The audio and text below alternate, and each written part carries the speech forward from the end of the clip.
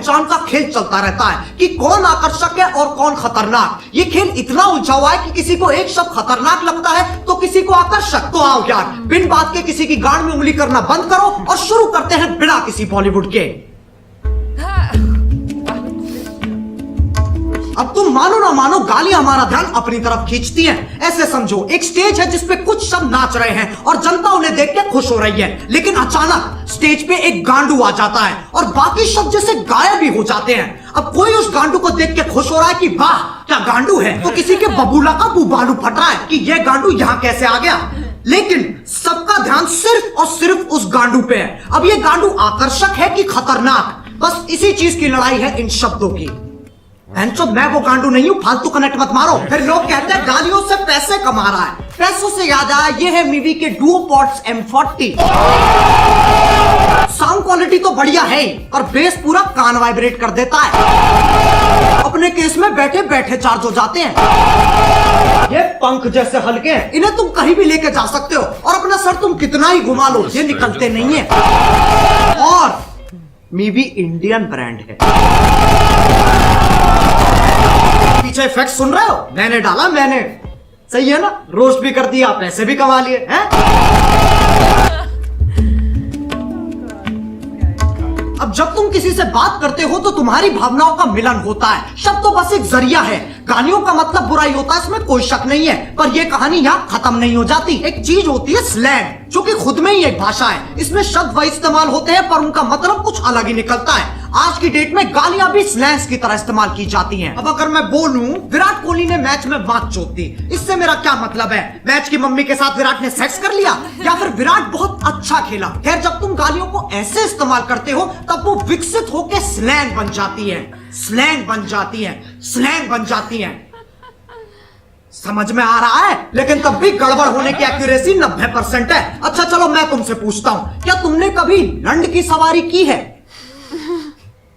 If you're going to do it right. With Lund.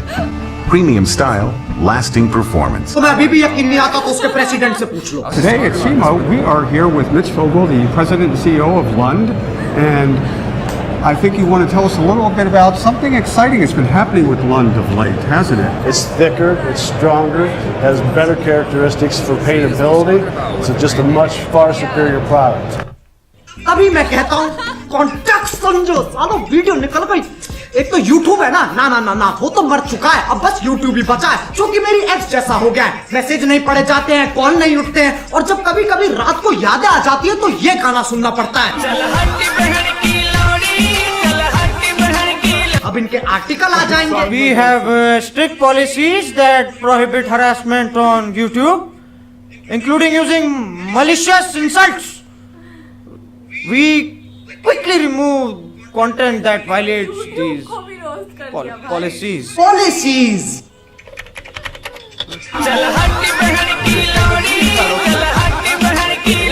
इस पे भी कॉपीराइट आ जाएगा, इतना कमजोर सिस्टम है तुम्हारा। लंड की सवारी तो तुम ही कर रहे हो और मैं गाड़ी की बात नहीं कर रहा हूँ। अब गालियों का चाहे कुछ मतलब निकले, कुछ लोगों को ये शब्द हजम ही नहीं होते, उनकी छींची थूथू हो जाती है। ये लोग ज्यादातर हमारे माँ बाप के जमाने के लोग हैं। उस जमाने के हिसाब से जो गाली देता है वो पाताल लोक का सेवक, शैतान का प्रेमी, हैवान का आखिरी बीज, अरे एलुमिनाटी है भोसड़ी का। याद रहे ये वही जमाना है जब बिल्ली सही में रास्ता काट जाती थी। ये वही जमाना है जब बच्चों को डंडों से कूटा जाता था, स्कूल में भी, घर में भी और पड़ोस में भी। लेकिन यार ये लोग बहुत बढ़िया है, ये बोलने में कम करने में ज्यादा विश्वास रखते हैं, इसलिए बातें बाद में शादी पहले। ये सोफिस्टिकेटेड लोग समझाते भी बहुत बढ़िया है। इनका कहा अगले को समझ में ना आए तो ये वही शब्द और जोर से बोलते हैं, जिनसे इनकी जिंदगी की सारी समस्याएं खत्म हो जाती हैं। अगर तुम्हें लगता है ये अपने टाइम में शरीफ थे, साफ चूतिया काटा गया तुम्हारा। इनने दूरदर्शन नहीं देखा सिर्फ, इनसे पूछो ये क्या है, ये मैडम कौन है, इन्हें नॉस्टैल्जिया हो जाएगा। जमाना बदलता है, इंसान की फितरत नहीं। पहले पॉर्न मैगजीन में मिलती थी और अब यूट्यूब पे मिल जाती है।